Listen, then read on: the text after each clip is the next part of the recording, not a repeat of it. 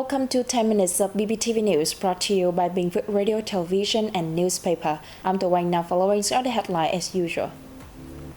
Meeting held to find solutions to improve state-owned enterprises' performance. Professional training organized on legal access standard. Vietnam gives the highest priority to developing ties with Laos. National Assembly Chairman attend a rehearsal for the 9th Young Parliamentarian Conference. And now are the details. A meeting between cabinet members and state-owned enterprises around Vietnam to promote business, production and development investment were held on September 14. Chairman of the Bình Phước Provincial People Committee Trần Tuệ Hiền and leaders of department, sectors and SOEs in the province were in attendance. Vietnam has nearly 680 state-owned enterprises with total assets of 3.8 quadrillion dong, about $157.08 billion, accounting for nearly 38% of the country's total GDP. State-owned enterprises hold significant resources of capital, assets, technology, and high-quality human resources and play a dominant and leading role in important and essential industries and fields in the economy, but their performance is yet to be commensurate with such standing. Groups and corporations have not focused on investing in leading fields and have not coordinated and taken advantage of the strengths of businesses in these fields to implement large and key projects. Some investment projects remain behind schedule and new investment has not been promoted in recent times. Such factors will limit the contributions made by state-owned enterprises over the next 5 years. At the conference, state-owned enterprises proposed the government create specific mechanisms and policies on capital and procedures so they can combine resources in investment cooperation, resolve institutional problems, and participate in international cooperation.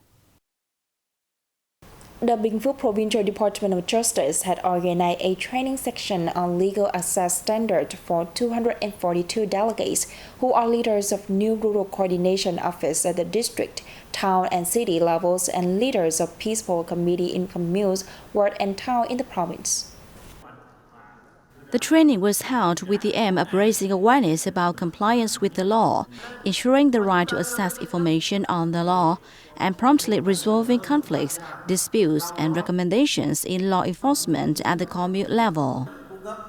Delegates discussed problems facing the task of building communes that meet standards for legal access.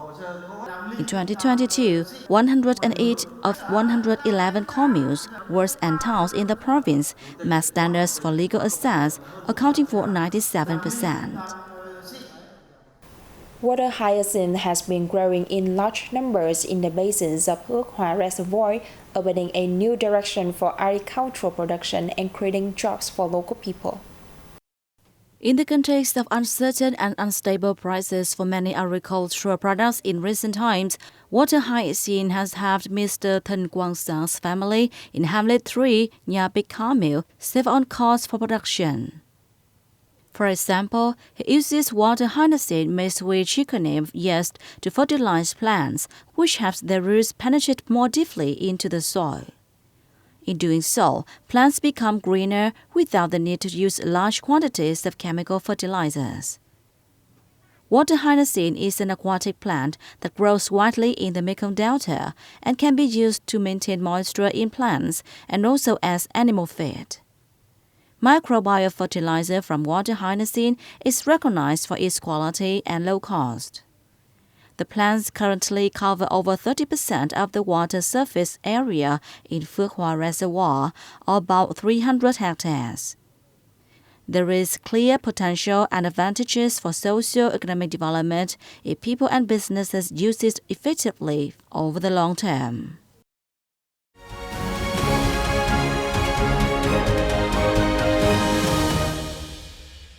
Now moving on to the top stories around the country. Prime Minister Phạm Minh Chính gave a reception for Laos Minister of Planning and Investment Kham Cheng Vongphasi on September 14.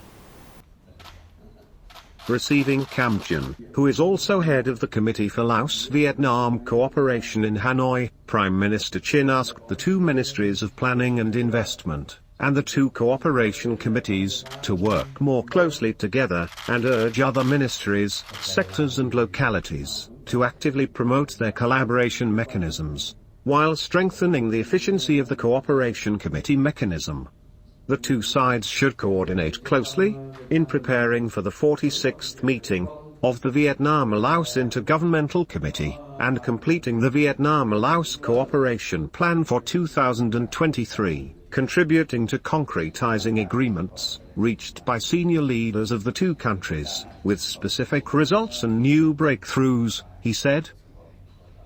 Particularly, the two sides should strengthen economic connectivity, especially connections in transport, consider deploying Vientiane-Vu Nang Railway project, remove difficulties facing major joint projects, and launch new cooperation projects, he said. Chairman of the National Assembly Vương Đình Huệ attended the rehearsal for the 9th Global Conference for Young Parliamentarians at the National Convention Center in Hanoi on September 14. The 9th Global Conference of Young Parliamentarians is hosted by the Vietnamese National Assembly from September 14 to 17th. Nearly 500 domestic and international delegates attending the event will discuss ways to promote the role of the youth in speeding up the progress of Sustainable Development Goals.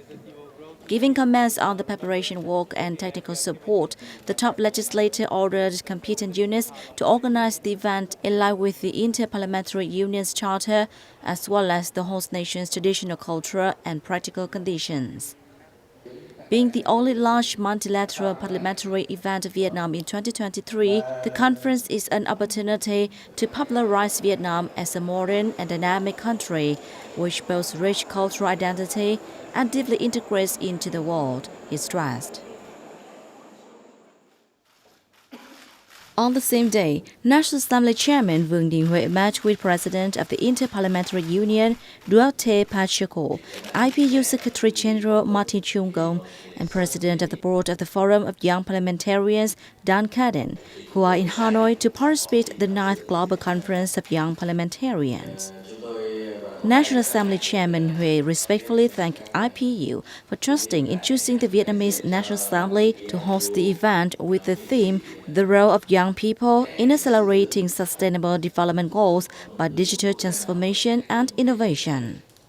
He affirmed that Vietnam is ready to host all the important events of the IPU, as well as send appropriate delegations to attend events organized by the IPU and nominate candidates for IPU positions. IPU President Duarte Pacheco spoke highly of the thorough preparation of the Vietnamese National Assembly for the 9th Global Conference of Young Parliamentarians. Ninh Bình Province is home to many national tangible and intangible cultural heritage items, including a host of unique national treasures. The Northern Province had done its best over the recent years to preserve and promote its cultural and historical values. The temple dedicated to Emperor Din Turn Ho, in Ninh Binh Ho Lu district, is home to a unique pair of royal stone beds, dating back to the early 17th century. The beds are made from monolithic limestone, with a geological age of 260 to 300 million years. With delicate carvings of shrimp, fish, weasels, mice, and birds, the beds were recognized as national treasures in 2017. After consulting with experts and scientists, the Center for Ho Lu Historical and Cultural Conservation decided to build roofs over outdoor artifacts. With the pair of royal stone beds, it applied a nano-coating method to protect their surface. Thanks to such efforts, the treasures have retained their original state. In addition to the pair of stone beds, Ninh Binh is also home to a number of other national treasures, such as a stone Buddhist scripture column at Nhert Tru Pagoda, a ceremonial weapon at Emperor Din Turn Ho's temple, and a ceremonial weapon at Emperor Dai Han's temple. To preserve these national treasures over the long term, Ninh Binh Province has directed relevant agencies to continue attempts to identify the best conservation practices. And that's all for today on BPTV News. Once again, thanks for your watching and goodbye for now. Bye.